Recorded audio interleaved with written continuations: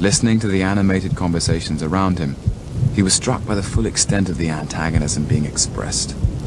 The hostility directed at people who lived in other sections of the high-rise. The malicious humor.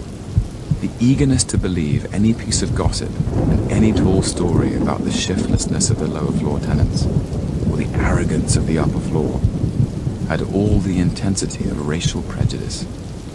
But, as Talbot, he was struck by the full extent of the antagonism being expressed. The hostility directed at people who lived in other sections of the high-rise. The malicious humor. The eagerness to believe any piece of gossip and any tall story about the shiftlessness of the lower floor tenants, or the arrogance of the upper floor, had all the intensity of racial prejudice. But, as Talbot had pointed out, Lang found himself unworried by all this. He even took a certain crude pleasure in joining in the gossip, and in watching the usually circumspect Charlotte Melville put down several more than 2 drinks too many. At least it was a means by which they could reach each other. However, as the party broke up, a small but unpleasant episode took place outside the elevator doors in the 27th floor lobby. Although it was after 10 o'clock, the entire building was alive with noise.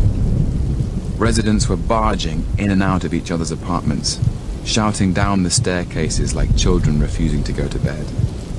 Confused by the endless button punching, the elevators had come to a halt, and gangs of impatient passengers packed the lobbies. Although their next destination, a party given by a lexicographer on the 26th floor, was only 1 story below them, everyone leaving Talbot's party was determined not to use the stairs. Even Charlotte, face flushed and tottering happily on Lang's arm, joined in the wild surge across the elevator lobby and drummed on the doors with her strong fists. When at last an elevator arrived, the doors opened to reveal a solitary passenger, a thin-shouldered and neurasthenic young masseuse who lived with her mother on the 5th floor. Lang immediately recognized her as one of the vagrants, of whom there were many in the high-rise. Bored, apartment-bound housewives and stay-at-home adult daughters who spent a large part of their time riding the elevators and wandering the long corridors of the vast building, migrating endlessly in search of change or excitement. Alarmed by the drunken crowd reeling towards her, the young woman snapped out of her reverie and pressed the button at random. A derisory hoot went up from the swaying guests. Within seconds, she was pulled from the elevator and put through a mock playful grilling. A statistician's overexcited wife shouted at the hapless girl in a shrill voice, pushed a strong arm through the front rank of interrogators, and slapped her face. Pulling himself away from Charlotte, Lang stepped forward. The crowd's mood was unpleasant, but difficult to take seriously. His neighbors were like a group of unrehearsed extras playing a lynch scene. "Come on, I'll see you to the stairs." Holding the young woman by her thin shoulders, he tried to steer her towards the door, but there was a chorus of skeptical shouts. The women among the guests pushed aside their husbands and began to punch the girl on the arms and chest. Giving up, Lang stood to one side. He watched as the shocked young woman stumbled into the mouth of this eager gauntlet and was pummeled through a circuit of fists before she was allowed to disappear into the stairwell. His reflex of chivalry and good sense had been no match for this posse of middle-aged, avenging angels. Uneasily he thought, "Careful, Lang, or some stockbroker's wife will unman you as expertly as she de-stones a pair of avocados." The night passed noisily, with constant movement through the corridors, the sounds of shouts and breaking glass in the elevator shafts, the blare of music failing across the dark air. Chapter 3. Death of a Resident. A cloudless sky, as dull as the air over a cold vat, lay across the concrete walls and embankments of the development project. At dawn, after a confused night, Lang went out onto his balcony and looked down at the silent parking lots below. Half a mile to the south, the river continued on its usual course from the city, but Lang searched the surrounding landscape, expecting it to have changed in some radical way. Wrapped in his bathrobe, he massaged his bruised shoulders. Although he had failed to realize it at the time, there had been a remarkable amount of physical violence during the parties. He touched the tender skin, prodding the musculature as if searching for another self.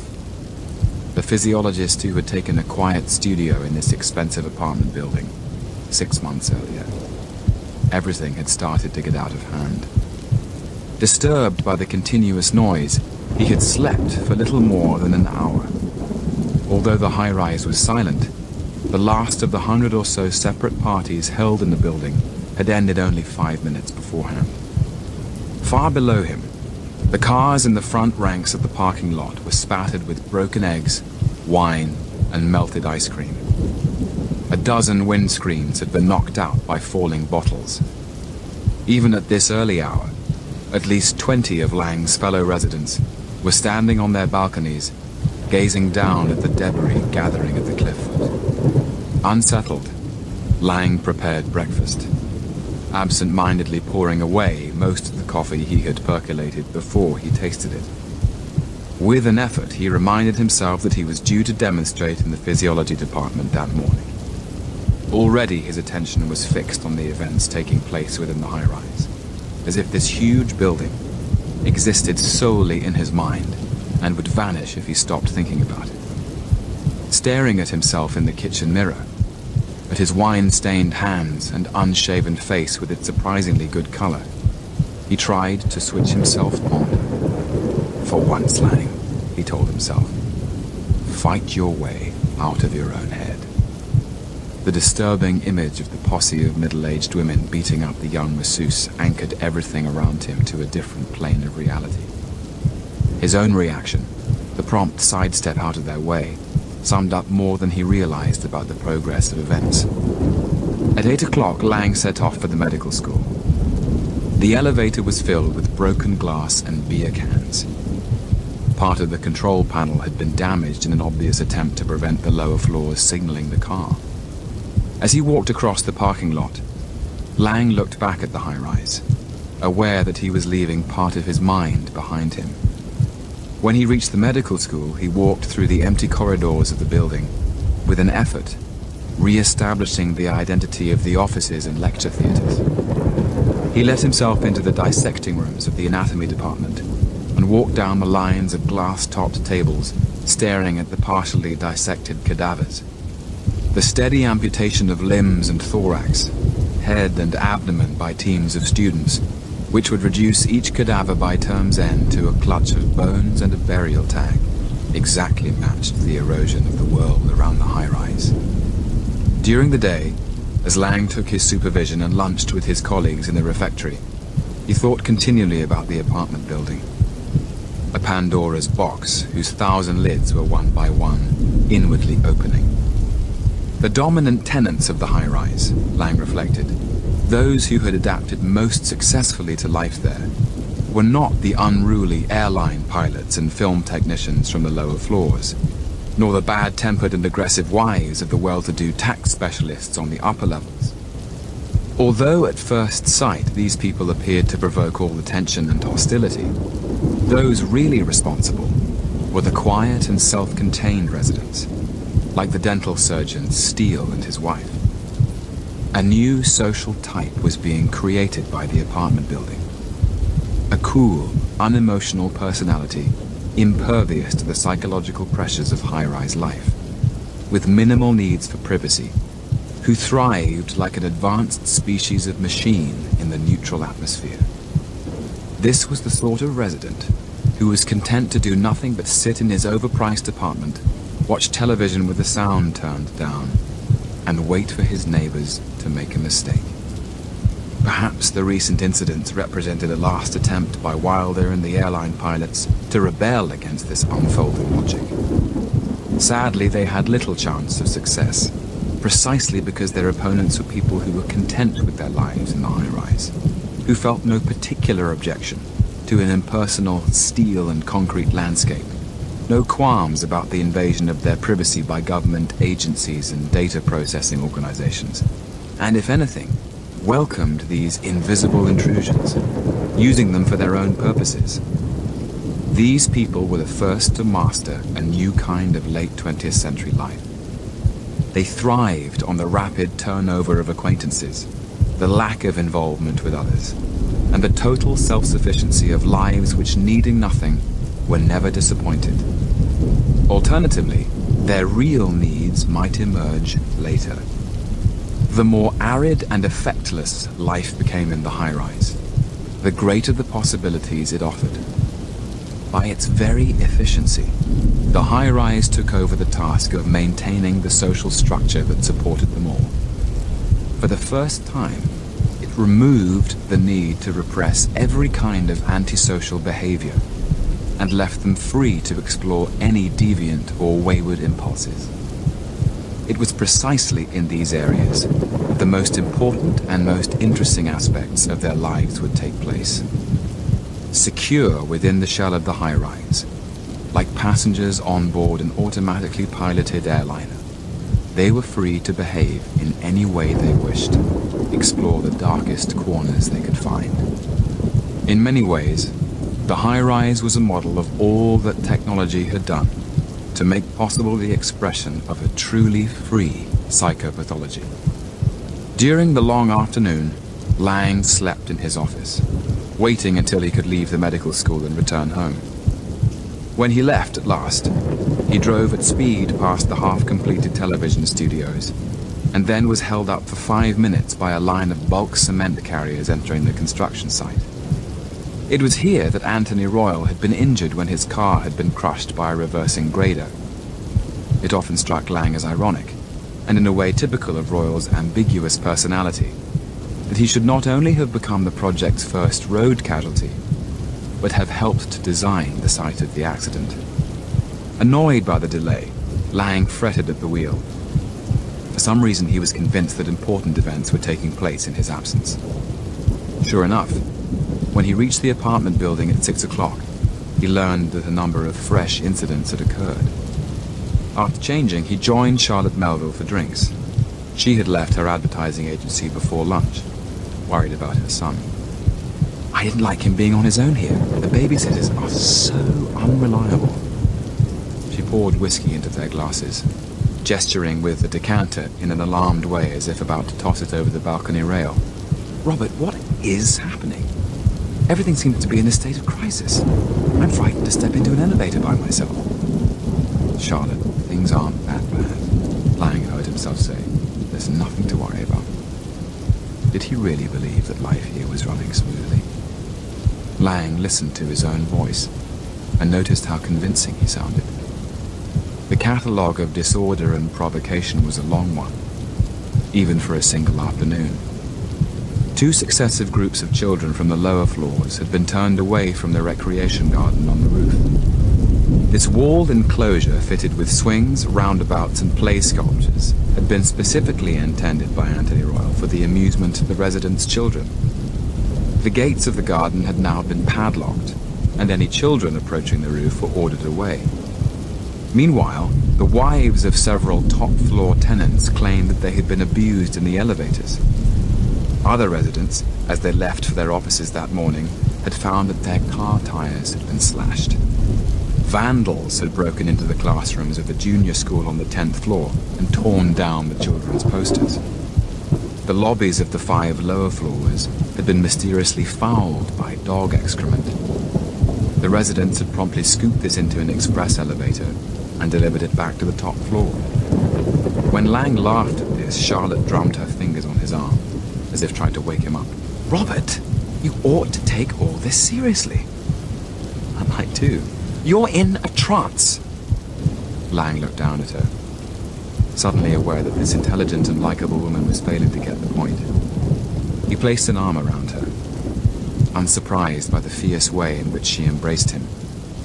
Ignoring her small son trying to open the kitchen door, she leaned against it and pulled Lang onto herself, kneading his arms as if trying to convince herself that here at last was something whose shape she could influence. During the hour they waited for her son to fall asleep, her hands never left Lang.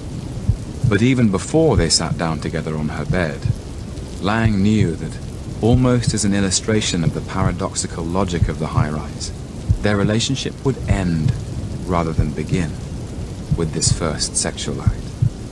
In a real sense, this would separate them from each other, rather than bring them together. By the same paradox, the affection and concern he felt for her as they lay across her small bed seemed callous rather than tender, precisely because these emotions were unconnected with the realities of the world around them. The tokens that they should exchange, which would mark their real care for each other, were made of far more uncertain materials, the erotic and perverse. When she was asleep in the early evening light, Lang let himself out of the apartment and went in search of his new friends. Outside, in the corridors and elevator lobbies, scores of people were standing about. In no hurry to return to his apartment, Lang moved from one group to another, listening to the talk going on. These informal meetings were soon to have an almost official status, forums at which the residents could air their problems and prejudices. Most of their grievances, Lang noticed, were now directed at the other tenants rather than at the building. The failure of the elevators was blamed on people from the upper and lower floors, not on the architects or the inefficient services designed into the block. The garbage disposal chute Lang shared with the Steeles had jammed again. He tried to telephone the building manager, but the exhausted man had been inundated with complaints and requests for action of every kind. Several members of his staff had resigned, and the energies of the remainder were now devoted to keeping the elevators running and trying to restore power to the 9th floor. Lang mustered what tools he could find and went into the corridor to free the chute himself. Steele immediately came to his aid, bringing with him a complex, multi-bladed cutting device. While the two men worked away, trying to loosen a bundle of brocaded curtain that supported a column of trapped kitchen refuse, Steele amiably regaled Lang with a description of those tenants above and below them, responsible for overloading the disposal system. Some of these people generate the most unusual garbage. Certainly the kind of thing we didn't expect to find here, he confided to Lang. Objects that could well be of interest to the Vice Squad. That beautician on the 33rd floor, and the two so-called radiographers living together on the 22nd. Strange young women, even for these days. To some extent, Lang found himself agreeing. However petty the complaints might sound, the 50-year-old owner of the hairdressing salon was endlessly redecorating her apartment on the 33rd floor, and did stuff old rugs and even intact pieces of small furniture into the chute. Steele stood back as the column of garbage sank below in a greasy avalanche. He held Lang's arm, steering him around a beer can lying on the corridor floor. Still, no doubt we're all equally guilty. I hear that on the lower floors, people are leaving small parcels of garbage outside their apartment doors. Now, you'll come in for a drink? My wife is keen to see you again. Despite his memories of their quarrel, Lang had no qualms about accepting. As he expected, in the larger climate of confrontation, any unease between them was soon forgotten. Her hair immaculately coiffured, Mrs. Steele hovered about him with the delighted smile of a novice madam entertaining her first client. She even complimented Lang on his choice of music, which you could hear through the poorly insulated walls. Lang listened to her spirited description of the continuous breakdown of services within the building, the vandalizing of an elevator, and the changing cubicles of the 10th floor swimming pool. She referred to the high-rise as if it were some kind of huge animate presence, brooding over them and keeping a magisterial eye on the events taking place. There was something in this feeling. The elevators pumping up and down the long shafts resembled pistons in the chamber of a heart. The residents moving along the corridors were the cells in a network of arteries. The lights in their apartments, the neurons of a brain. Lang looked out across the darkness at the brilliantly lit decks of the nearby high-rise, barely aware of the other guests who had arrived and were sitting in the chairs around him.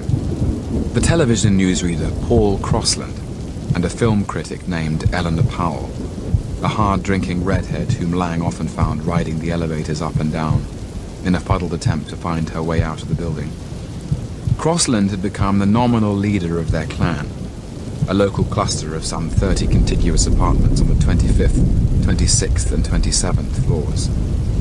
Together they were planning a joint shopping expedition to the 10th floor supermarket the following day, like a band of villagers going on an outing to an unpoliced city. Beside him on the sofa, Eleanor Powell was watching Crossland in a glazed way, while the newsreader, in his florid announcer's style, outlined his proposals for the security of their apartments. Now and then she reached forward with one hand, as if trying to adjust Crossland's image, perhaps alter the color values of his fleshy cheeks, or turn down the volume of his voice. "Isn't your apartment next to the elevator lobby?" Lang asked her. "You need to barricade yourself in." "What on earth for? I leave the door wide open." And when Lang looked puzzled, she said, "Isn't that part of the fun? You think that we're secretly enjoying all this?" "Don't you?" "I guess so, Doctor. Togetherness is beating up an empty elevator. For the first time since we were 3 years old, what we do makes absolutely no difference. When you think about it, it's really rather interesting." When she leaned against him, resting her head on his shoulder, Lang said, "Something seems to be wrong with the air conditioning. There should be some fresh air on the balcony." Holding his arm, she picked up her bag. "All right, lift me up."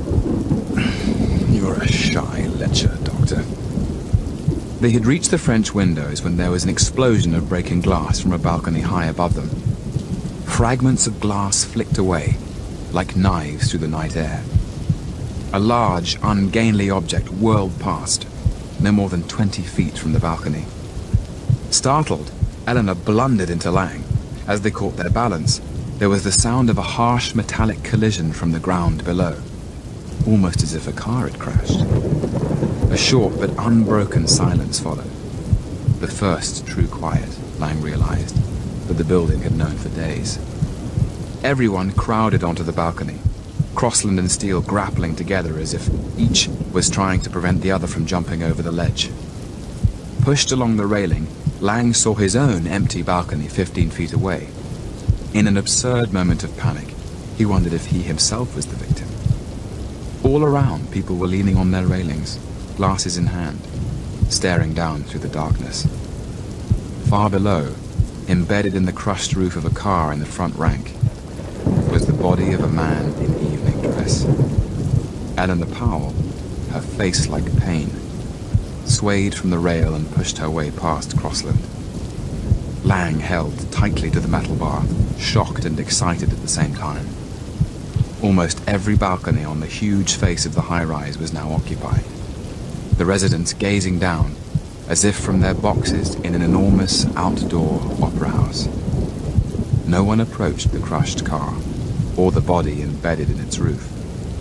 Seeing the burst tuxedo and the small patent leather shoes, Lang thought that he recognized the dead man as the jeweler from the 40th floor. His pebble spectacles lay on the ground by the front wheel of the car, their intact lenses reflecting the brilliant light of the apartment building. Chapter 4. Up. During the week after the jeweler's death, events moved rapidly in a more disquieting direction. Richard Wilder, 24 floors below Dr. Lang, and for that reason far more exposed to the pressures generated within the building, was among the first to realize the full extent of the changes taking place. Wilder had been away on location for 3 days, shooting scenes for a new documentary on prison unrest. A strike by the inmates at a large provincial prison, widely covered by the newspapers and television, had given him a chance to inject some directly topical footage into the documentary. He returned home in the early afternoon. He had telephoned Helen each evening from his hotel and questioned her carefully about conditions in the high-rise, but she made no particular complaints. Nevertheless, her vague tone concerned him. When he had parked, Wilder kicked open the door and lifted his heavy body from behind the steering wheel. From his place on the perimeter of the parking lot, he carefully scanned the face of the huge building. At first glance, everything had settled down. The hundreds of cars were parked in orderly lines. The tiers of balconies rose through the clear sunlight, potted plants thriving behind the railings. For a moment, Wilder felt a pang of regret. Always a believer in direct action, he had enjoyed the skirmishes of the past week, roughing up his aggressive neighbors, particularly those residents from the top floors who had made life difficult for Helen and the two boys. The one discordant note was provided by the fractured picture window on the 40th floor, through which the unfortunate jeweler had made his exit. At either end of the floor were two penthouse apartments, the north corner occupied by Anthony Royal, the other by the jeweler and his wife. The broken pane had not been replaced, and the asterisk of cracked glass reminded Wilder of some kind of cryptic notation, a transfer on the fuselage of a wartime aircraft marking a kill. Wilder unloaded his suitcase from the car, and a holdall containing presents for Helen and his sons. On the rear seat was a lightweight cinecamera with which he planned to shoot a few hundred feet of pilot footage for his documentary on the high-rise. The unexplained death of the jeweler had confirmed his long-standing conviction that an important documentary was waiting to be made about life in the high-rise, perhaps taking the jeweler's death as its starting point. It was a lucky coincidence that he lived in the same block as the dead man. The program would have all the impact of a personal biography. When the police investigation ended, the case would move on to the courts, and a huge question mark of notoriety would remain immovably in place over what he liked to term this high-priced tenement, this hanging palace self-seeding its intrigues and destruction. Carrying the luggage in his strong arms, Wilder set off on the long walk back to the apartment building. His own apartment was directly above the proscenium of the main entrance. He waited for Helen to emerge onto the balcony and wave him in, one of the few